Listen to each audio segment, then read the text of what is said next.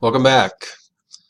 Okay, in our previous video we learned how to record macros, and I mentioned that there's such a thing as absolute and relative macros, and by default when you record a macro it repeats exactly the steps you took on exactly the same cells, and that's called an absolute macro.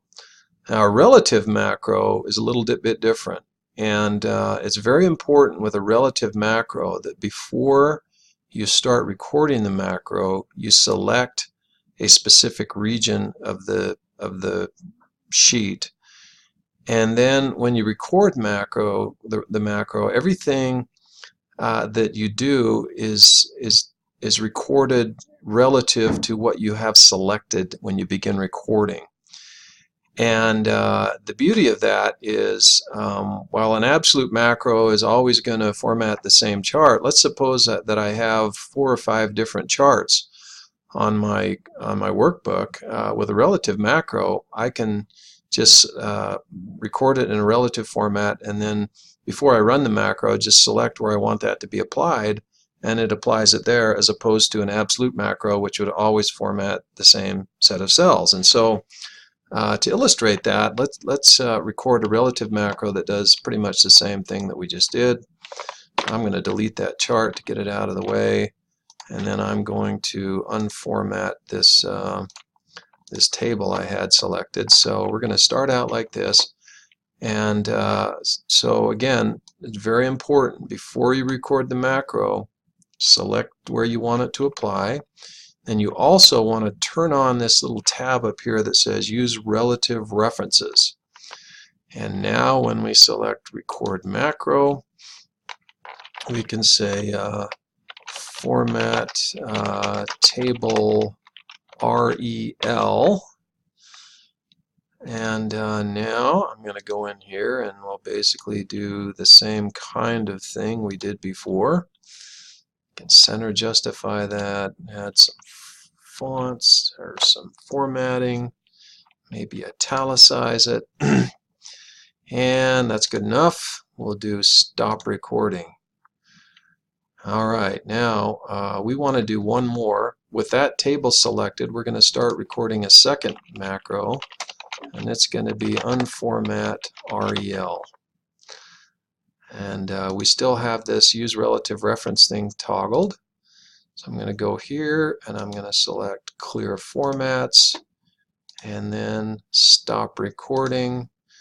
And so now we have a relative version of each of the 2 macros we did in the other video. One to format the table and one to unformat the table. And so when you run your relative macro, you have to make sure you have something selected. Now I'm going to do something here. I'm going to copy this table, and then I'm going to go over here and I'm going to make a few different versions of this just to kind of illustrate the point I'm trying to make. And so again, I'm going to have this selected, and then I'm going to run format table REL, and it formats it. And I'm going to go over here and run that same macro again, and it formats that section. And so everywhere I run this, it works like a charm. And if I want to unformat something, I just select it and do unformat REL. Boom, unformat REL. And unformat REL. Okay. And now, by contrast, if I run my absolute macro, it doesn't matter what I have selected first. Format table ABS. Boom. It always does that same table. And sometimes that's all you need. So, it doesn't really matter. Just pick whatever method is that you think is most useful or applicable for what you're trying to do. Okay, let's do something else. I'm going to let me move these cells over a little bit. There we go. Because we want to do one final macro called add stats that creates 3 formulas at the bottom of a selected column. min, max, and average. So let's suppose that we want to, so we have these numbers, and yeah, we'll go ahead and let's go ahead and format this one. And let's suppose we want to create some numbers at the bottom here with the min, the max, and the average value in this column. You could do it to do the sum as well, but we'll just do these statistics here. And so I'm going to select a set of cells, and we'll do record macro,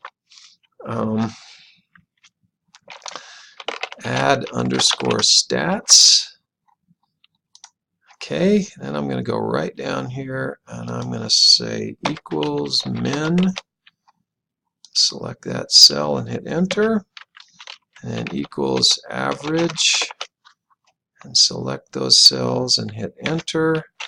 And equals max. I'm just using the min, average, and the max function. And then I'm going to stop recording. And now watch this. I can go in here and say add stats, and it automatically puts in the min, the max, and the average. And it's relative to that cell that was selected when I run it. And again, to do this, remember we had to have the this use relative references thing turned on. But it's really nice. Now I want to just quickly add those stats there. I can pop it in, and man, it works beautifully.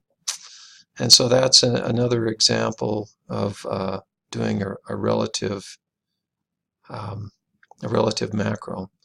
So now you have a nice introduction to macros. In our next video, I'm going to show you a little trick on how to make it a little bit easier to run your macros.